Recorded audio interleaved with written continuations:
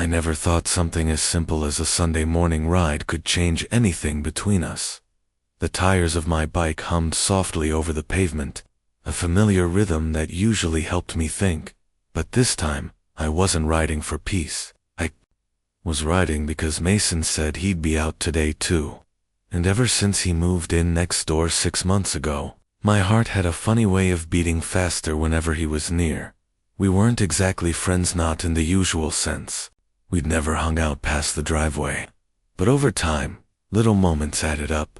He'd help carry my groceries if he saw me struggling.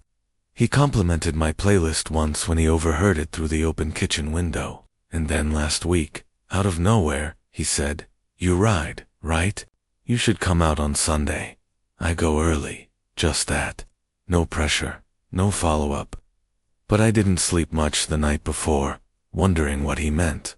Was it a casual invite, or something else? Maybe nothing at all. But I showed up anyway. The sun was just beginning to stretch over the horizon, painting everything in gold. There was a quiet beauty to the neighborhood at this hour. No cars, no distractions. Just me, the road, and the possibility of something I wasn't ready to name. Then, like clockwork, he rolled up beside me. "Didn't think you'd actually come," he said, adjusting his gloves. His voice had this warm grit to it, like someone who didn't waste words. His hair was a mess of dark curls tucked under a backward cap, and his tank top clung to his shoulders in a way that made it hard not to notice. I smiled, trying not to stare. "I said I ride," I replied, keeping my tone easy. "You just assumed I was lying." Mason smirked, the corner of his mouth pulling up in that effortless way he had. "No, just didn't think I was interesting enough to wake up for." He had no idea how wrong he was. We started pedaling down the main trail, side by side. The path curved gently through the backwoods near our block, quiet and lined with tall trees that rustled in the breeze. It was the kind of place where silence didn't feel awkward. "Nice out here, huh?" he said, glancing at me. Double quotes. "Yeah," I replied, more focused on the way the light hit his jaw than the trees. "Peaceful." We rode for a while without talking. It wasn't uncomfortable. It felt like ease. Like my body had adjusted to his presence in the way you settle into a favorite sweater without thinking. Then he swerved slightly, avoiding a branch, and his hand reached out. Instinct or something else, I'll never know. But his fingers caught the edge of my handlebar, steadying me before I even realized I needed it. "You good?" he asked, his hand still lightly touching mine. It was nothing, barely a brush, but the heat of it lit something under my skin. "I'm fine," I said, though my voice came out softer than I meant.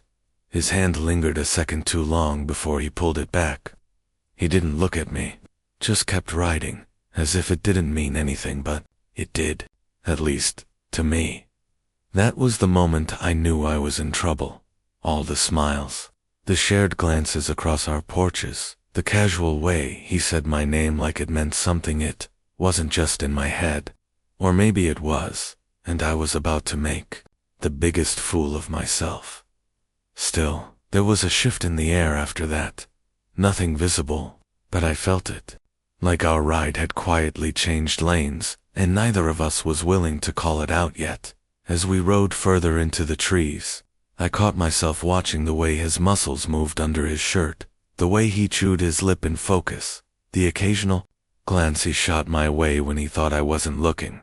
And all I could think was, what if he felt it too? The way he looks at me when he thinks I'm not watching.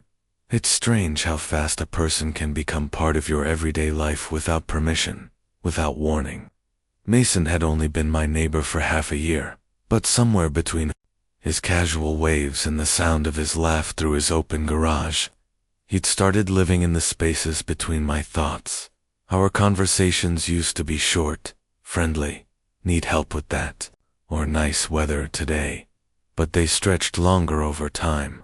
One day I complimented his vintage road bike, the same green one he rode this morning, and we ended up talking for an hour, leaning against opposite sides of our fence, sipping warm Gatorade like we were old friends who didn't know it yet. He'd always toss me that half smile, like he knew something I didn't. It disarmed me, made me say things I didn't mean to say, like how I hated riding alone, or how I always ate granola bars even though I couldn't stand them. So why eat them? He'd asked that day, pulling one from his back pocket and waving it in the air. I shrugged. Habit, or maybe I like the pain. Mason laughed and tossed me the bar. Then suffer in style, neighbor. We weren't best friends. We never exchanged deeply personal confessions. But the way he looked at me sometimes, focused, amused, like I was a puzzle he half wanted to solve, that felt more intimate than any story I could tell. I remember once, late evening, I caught him fixing the chain on his bike outside. I had just stepped out to take my trash to the curb, but he looked up and said, "You free Friday night?" My heart did this flip. "Depends who's asking," he smirked. "You, me, couple miles up the ridge trail, before sunset. Should be quiet." Just like that, he made room for me in his world. No grand gestures, just presence, and now here we were riding through that same trail, shoulder to shoulder. "Remember last time we took this turn and you almost wiped out on that route?" Mason said, motioning ahead. I groaned. "Don't remind me. I had dirt in my mouth for an hour." "You screamed like a cartoon character," he said, laughing. "I wish I had filmed it." "You wish you had filmed me eating it." "No," he said, glancing over. "Just you. You're funny when you're mad." I rolled my eyes, but my stomach fluttered. These moments between us, they always started as jokes, but they carried an edge, like we were testing the space between banter and something more. As we coasted downhill, he suddenly reached into his pocket, pulled out a small key, and tossed it toward me. I caught it clumsily. "What's this?" "My backup apartment key," he said, "in case I ever lock myself out again. Figured you're the only neighbor I wouldn't mind seeing my dirty laundry." I blinked at the key, my fingers curling around it. "You trust me with this. You trust me to catch your handlebar. Seems fair." That moment hung between us longer than it should have. I looked away first. We rode in silence for a while. Only the crunch of gravel under our tires and the hum of wind in our ears. I could feel him glance at me now and then, but I didn't meet his eyes. My heart was pounding again, and I didn't want him to see it in my face. At the halfway point of the trail, we stopped under a willow tree to drink water. It was our usual break, spot secluded, shaded, with a view of the valley through a patch of broken branches. Mason took off his cap, ran a hand through his sweat-damp curls, and leaned back on a rock. "You ever think about getting out of here?" "Out of this town?" I asked, sipping from my bottle. "All the time." He nodded slowly. "I figured you would. You've got that restless energy. What about you?" "I don't know," he said, voice quiet. "I used to think I'd end up somewhere else. Big city, noise, fast life. But now," he paused, eyes on the horizon. "Now I'm not sure what I want anymore." He turned to look at me then, and, for the first time, there was no teasing in his expression. Just something searching, something unguarded. And I felt it again, that shift in the air. That subtle pull, like gravity was trying to say something neither of us could admit yet. I broke the gaze first, and tossed my empty bottle into my backpack. "We should get moving before it gets too hot, right?" he said, clearing his throat. But the quiet between us had changed. As we pedaled again, something unusual happened. Mason's chain slipped. It wasn't dramatic, just a sudden jerk, and the clatter of metal. He stopped abruptly, swore under his breath, and dismounted. "Need help?" I asked, hopping off my bike. "Yeah, sorry. It's been acting up since last week." I kneeled next to him, and our shoulders brushed. Close, too close for comfort. But neither of us moved. "Hold this," he said, handing me the frame as he adjusted the chain. His fingers were greasy, his forearm tense next to mine. "You always break down right when I'm starting to like you," I joked. Mason chuckled, but didn't look up. Maybe that's my tactic. His voice was low, almost too low. I held the bike tighter.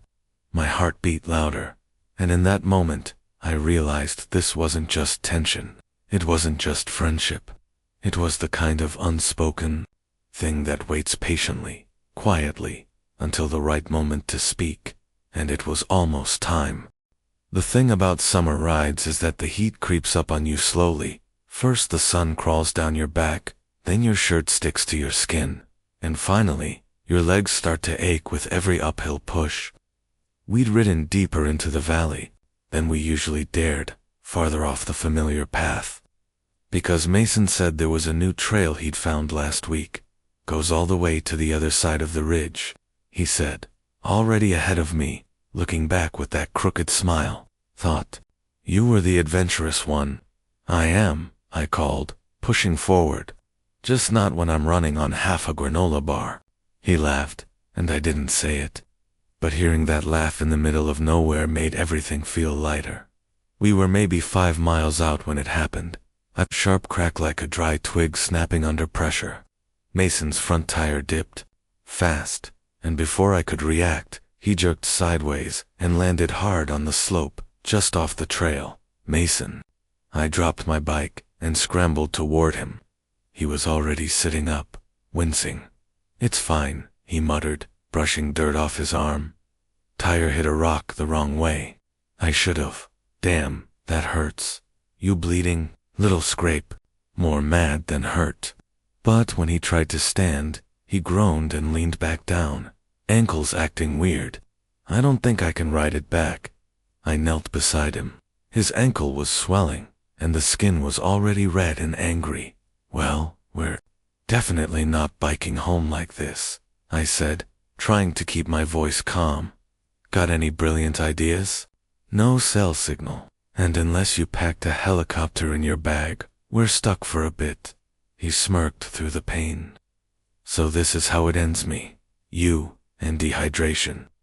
I unzipped my backpack and handed him the last water bottle. Not the worst way to go. He sipped, then looked at me. You're not panicking. I am, I admitted. But I've learned to panic quietly. The ridge had a small clearing just above the trail, mostly shaded.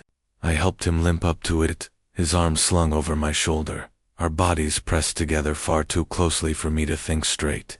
Every movement was an exercise in self-control. We sat on a fallen log.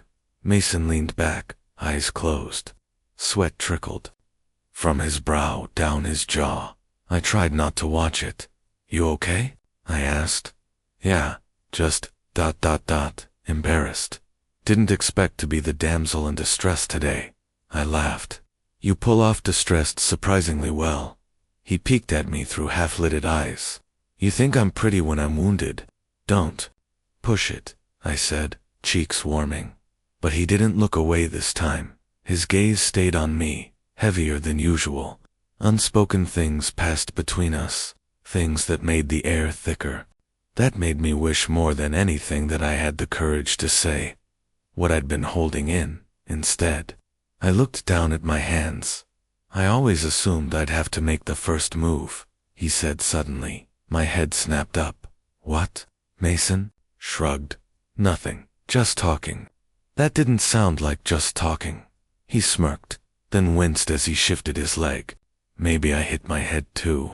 I didn't know whether to laugh or say his name in that tone I used when he teased too hard. But there was something different about his voice. Softer, hesitant. A breeze moved through the trees, rustling leaves, like whispers.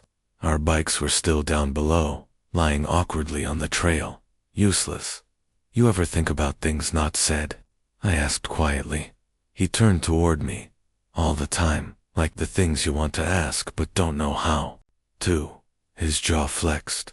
You mean like, why someone keeps looking at you like you're more than a neighbor, but never actually says it? I held my breath. Mason, don't worry, he cut in quickly.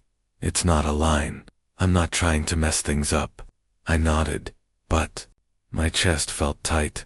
He was doing it, saying the thing without saying it. I wanted to match him, to reach back across that space he'd just made vulnerable. But my fears screamed louder. What if I said too much? What if I ruined this? I tried to change the subject. Think you can walk in a bit? Not far. Maybe if I lean on you. You're gonna milk this for everything, huh? He smiled. Damn right. We made a shelter of sorts under the low-hanging branches, using our backpacks for makeshift pillows. I sat against the trunk of the tree. Mason, after a moment of struggle, settled beside me, then leaned against my shoulder, without asking. I froze. His weight was solid, warm, real. My body registered it long before my brain did. You good like this? He asked. I nodded, barely breathed. Yeah. We sat in silence, except for birdsong and the occasional rustle of a squirrel in the underbrush. His head tilted slightly, resting on my shoulder now. I could feel the heat of his breath against my collarbone, soft and steady, and yet my heart hammered like a warning bell. You're quiet, he murmured. I'm thinking about, I swallowed. What happens when we say things we can't take back? He didn't move, but I felt the tension ripple through him. I think about that too, he whispered. A lot more than I admit. I looked at him then, and he didn't turn away. There it was, that look, that steady, unblinking gaze, that asked me everything he didn't have the words for, that told me he saw through the walls I kept so carefully built. And in that moment, we weren't just neighbors. We weren't just two guys stuck in the woods. We were something on the edge of becoming more, hovering on the line between known and unknown, between comfort and the terrifying, beautiful truth. I wanted to reach for his hand. I wanted to press my forehead to his and say, me too. I feel it too. But I didn't. I wasn't ready. Not yet. So I just stayed still, letting him rest against me, letting his presence sink in like sunlight. And I thought, maybe this moment, this closeness we didn't ask for, wasn't a trap. Maybe it was the answer. We stayed under the tree for over an hour, long enough for the sun to shift, casting shadows across our faces, long enough for the quiet to stop feeling awkward and start feeling inevitable. Mason's ankle had stopped swelling, but neither of us suggested moving. Maybe we were both stalling. He was still leaning against me, not fully but enough that I could feel the occasional rise and fall of his chest, the brush of his arm against mine, the way his fingers tapped idly on his knee like he was trying to keep from saying something. My own hands were tight in my lap, knuckles pale, betraying the storm in my chest. I'd never been this close to him for this long, and now that I was, I realized how much I'd imagined it before, what he'd smell like, how his skin would feel so close, how his breathing would slow when he relaxed. But imagination was safer. Reality, that was risk. He let out a breath. I should probably say something. I didn't answer at first. You don't have to. Yeah, he said, sitting up slightly so he could look at me. I do. My shoulder felt cold where he'd pulled away. He ran a hand through his curls, fingers catching, frustration and nerves clashing across his face. You ever feel like you've been circling around something for a long time? He asked. All the time, and no matter how much you try to ignore it, it just keeps showing up, in the way you think, in what you want, in the way you look at someone. I looked down. My throat was tight. Mason, I don't know what this is between us, he said quickly. I mean, I do, but I don't want to mess anything up by naming it too soon, or wrong. I looked up. Why now? Because, he said, voice low, when I fell earlier. The only thing I could think about was you. Not the pain, not the bike, just you. If you'd laugh, if you'd be worried, if you'd sit next to me like this. I couldn't look away. You're in my head, he continued, and I keep telling myself that maybe it's just friendly, neighbor stuff, nothing serious. But then you show up on a ride, or you say something small and kind and stupidly thoughtful, and I feel like I'm standing still in a life that was supposed to move forward. He paused, and when I leaned on your shoulder back there, I didn't want to get up again. Silence stretched between us, wide and pulsing, and all I could say was, I thought I was the only one feeling like this. He blinked. Wait, you mean I've been holding it back for weeks? I said, voice breaking a little. Trying to stay in this comfortable zone where you're just the guy next door who waves and borrows tools. But that's not the truth, not for me. He looked at me, eyes unreadable. I think about you when you're not around, I said. I replay things you say, and then I get mad at myself for reading into it. But when you touched my hand earlier, I knew. His voice was quiet, so did I. My breath caught. I've been scared, I admitted, that if I said something, I'd ruin it, that I'd be wrong, that you'd laugh, or worse, pull away. I wouldn't laugh, he said, gently. I don't think I could, even if I tried. There was a beat of silence. His eyes flicked down nervous. I could see it in the way his fingers twitched, how his leg bounced once before he caught it, and then, slowly, as if checking for my permission, he reached for my hand. His touch was tentative, careful, like I was something fragile. When his fingers slid between mine, my whole body locked in place. Is this okay? He asked softly. I nodded. Yeah. We sat like that, hands joined, faces too close to pretend we were just talking. I could smell the warmth of his skin, the faint hint of citrus from the soap he used, the musk of sun and sweat from the ride. I don't have it all figured out, he said. I don't know where this goes, or what happens next. But if there's even a chance this is real, I don't want to waste it pretending I don't feel anything. His thumb brushed the back of my hand, slow and calming. I don't need you to have it figured out, I whispered. I just need to know I'm not alone in this. You're not? He leaned in slightly. Just a few inches.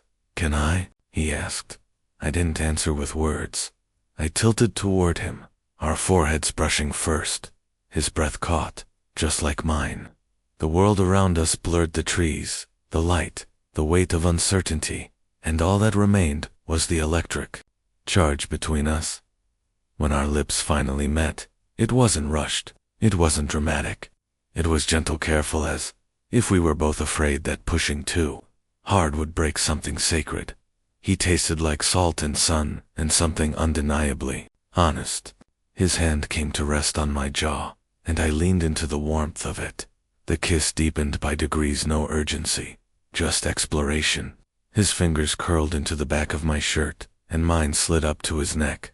We stayed locked there for a moment that felt like it had waited forever to exist. When we pulled apart, neither of us said anything at first. Then Mason chuckled nervously, looking down. Well, he said, grinning now, that settles it. I laughed, my heart pounding so hard I thought it might crack my ribs. Yeah, I guess it does. We stayed close, our knees touching, our joined hands resting between us. You okay? He asked. I don't know, I said, honestly, but I want to be. His smile faded to something softer. Me too. We didn't talk about what this meant. Not yet. That would come later. For now, it was enough to know we'd both said something true, that we'd finally stepped past the line. I was afraid this would change everything, I said. It already has, he replied, but maybe that's not a bad thing. I leaned my head on his shoulder.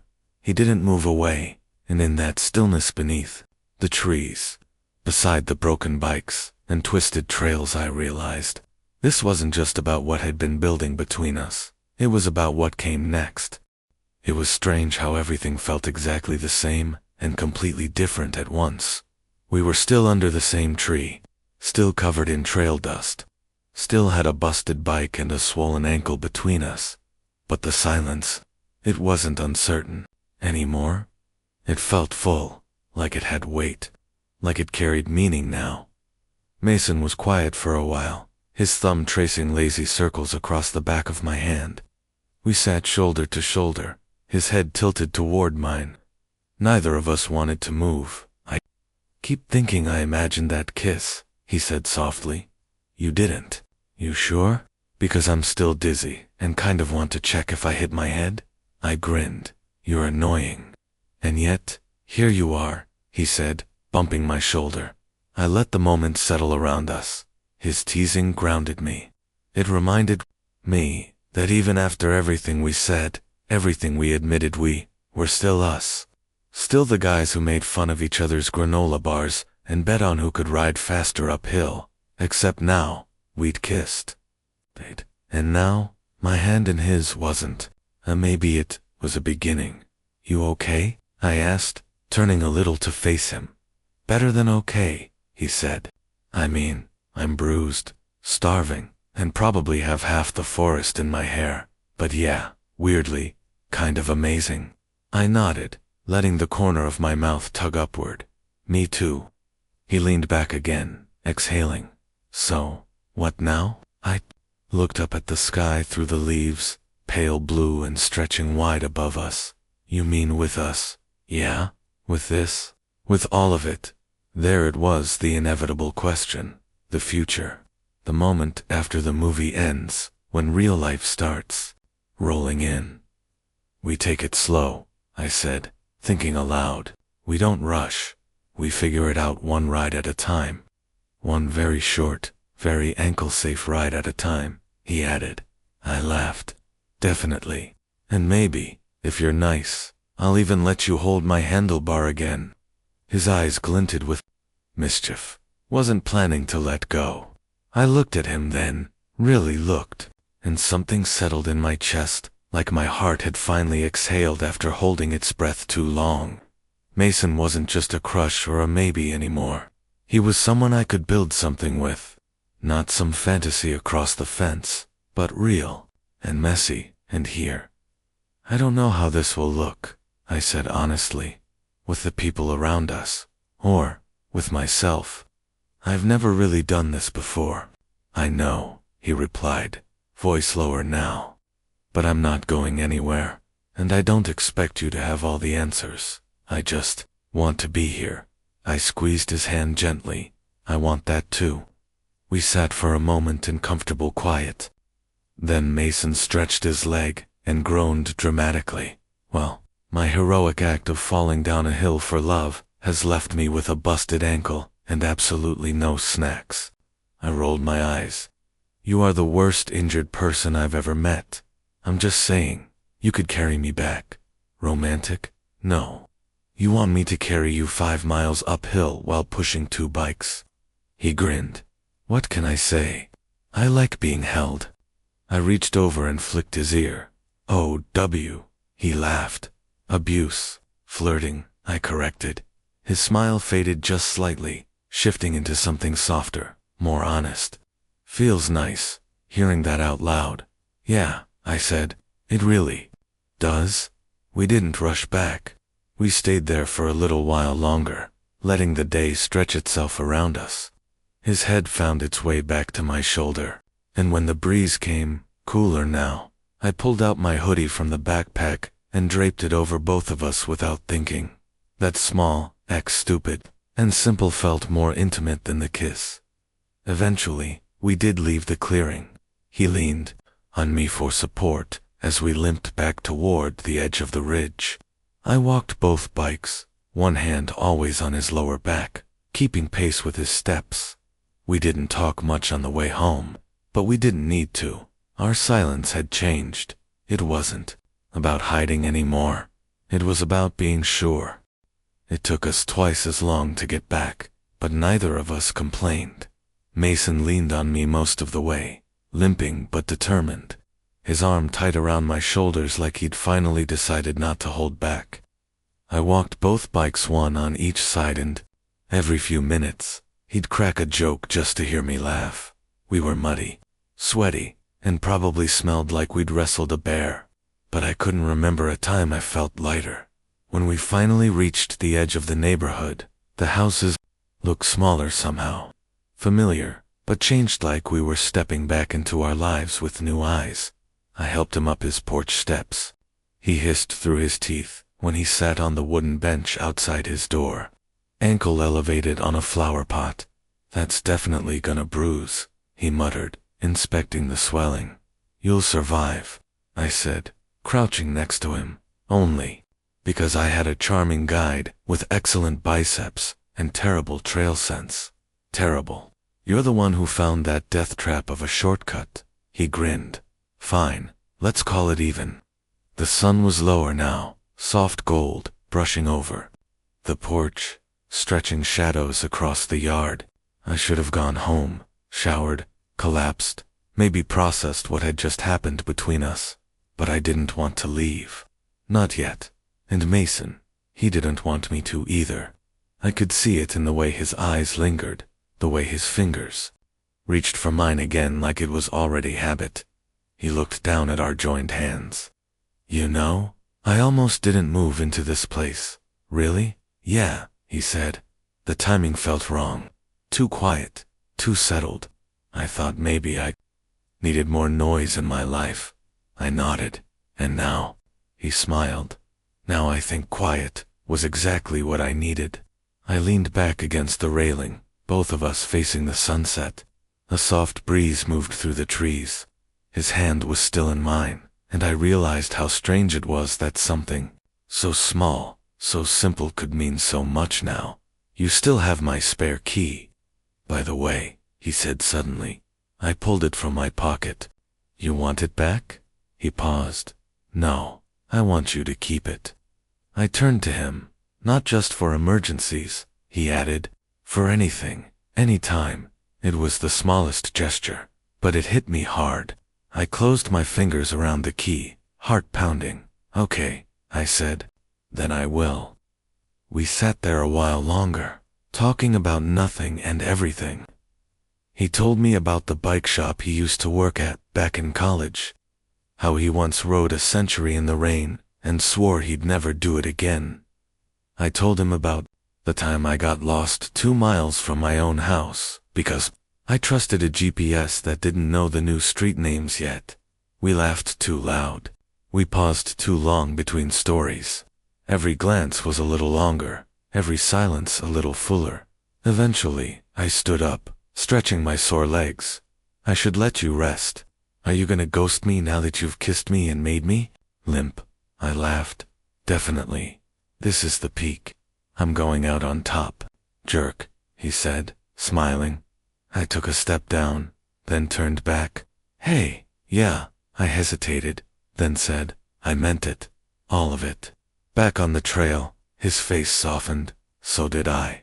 We stayed like that, me on the step, him on the bench for a few more seconds, just looking at each other like we didn't want to blink. And then, quietly, he said, come back tomorrow.